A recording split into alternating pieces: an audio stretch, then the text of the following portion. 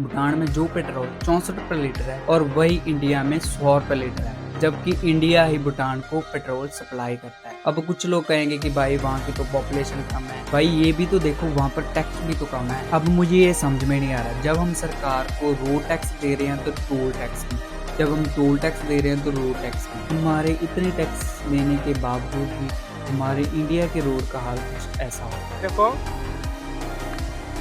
इतना ज्यादा भ्रष्टाचार हुआ है जहाँ पे, ये देखो अब ठेकेदार बोलता है कि हम 5 साल की गारंटी लेते हैं। जब हम पैसे कमा रहे हैं तो इनकम टैक्स भी और जीएसटी को खर्च करने की, जब हम जीएसटी ही दे रहे हैं तो इनकम टैक्स भी, जब हम बैंक में कोई एफडी करा रहे हैं तो बैंक हमें इंटरेस्ट दे रहा है तो उस पर टैक्स भी, क्योंकि वो तो हमारा ही पैसा है। ये भाई मोदी सरकार है जो कि कफन तक पर जीएसटी लगा रही है। ये फिल्म में टैक्स फ्री करने वाले लोग कफन तक पर जीएसटी लगा रहे हैं और ये गरीबों की बात करते हैं।